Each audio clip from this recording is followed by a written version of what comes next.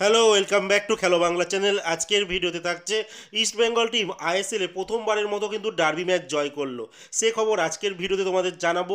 আর জানাবো Mohun Bagan super giant team, তারা ISL এর সিল জয়ের কিন্তু একদম দরজার সামনে দাঁড়িয়ে আছে।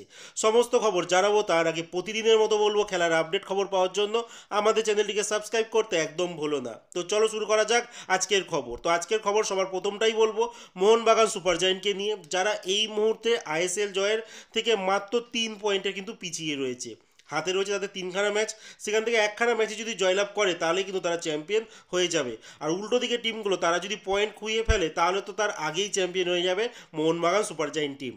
তো এই ম্যাচ হয়ে গেল কেরালাতে, যেখানে মোহনবাগান টিম মুখোমুখি হয়েছিল কেরালা ব্লাস্টারের সঙ্গে। এই ম্যাচে একদম প্রথম দিক থেকে কিন্তু মোহনবাগান টিম খুব একটা ভালো খেলতে পারেনি। বাট মোহনবাগান টিম এই বছর এতটাই শক্তিশালী, যতই খারাপ খেলুক না কেন তারা কিন্তু গোল করতে কিন্তু ভোলে না। আর এই ম্যাচেও সেটাই ঘটলো।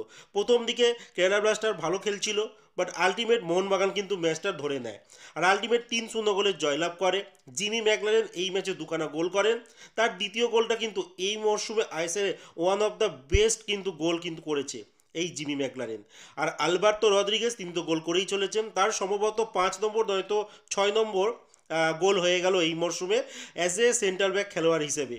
সুভাশিস বোস তিনিও কিন্তু বেশি গোল করেছেন, তারও মোটামুটি 6খানা মতো গোল হয়ে গেছে।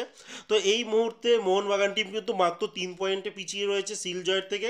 আর এই সিল জয় করলে কিন্তু নেক্সট মরশুমে কিন্তু আবারও কিন্তু এফসি টুর্নামেন্ট খেলার ছাড়পত্র তো এসে যাবে মোহনবাগান সুপার জায়েন্টের কাছে।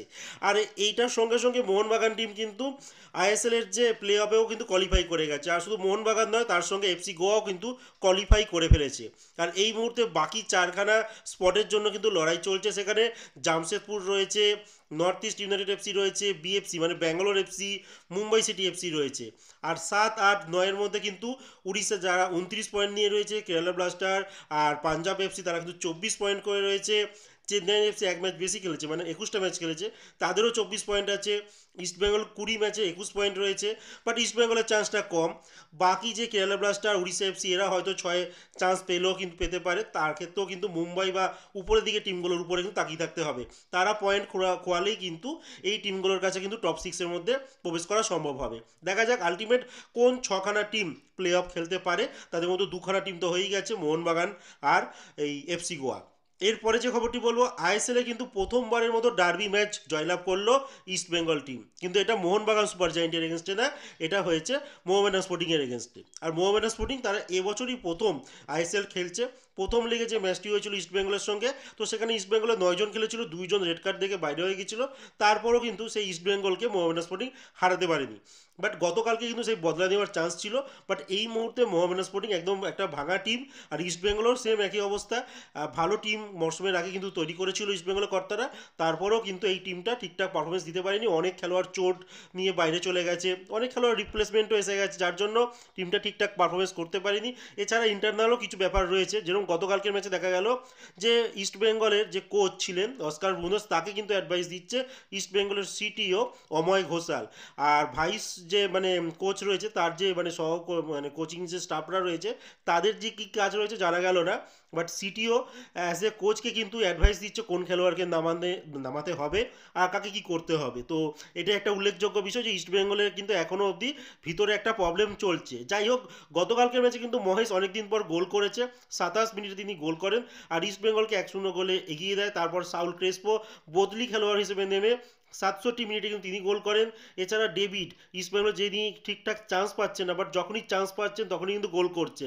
এই নিয়ে ইস্টবেঙ্গলের জার্সিতে কিন্তু এএফসি কাপের টুর্নামেন্ট বলো আর এই আইএসএল টুর্নামেন্ট মিলিয়ে 6খানা কিন্তু গোল করে ফেলেছে এই ডেভিড।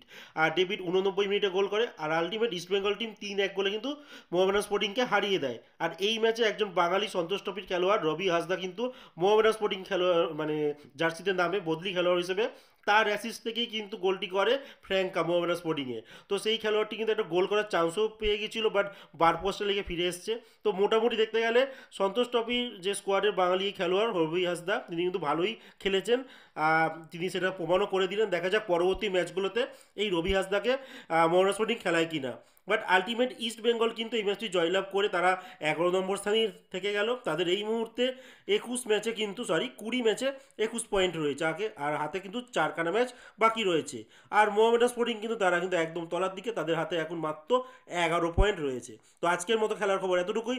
ভালো থেকো, সুস্থ থেকো, দেখা হচ্ছে নতুন আরেকটি ভিডিওতে।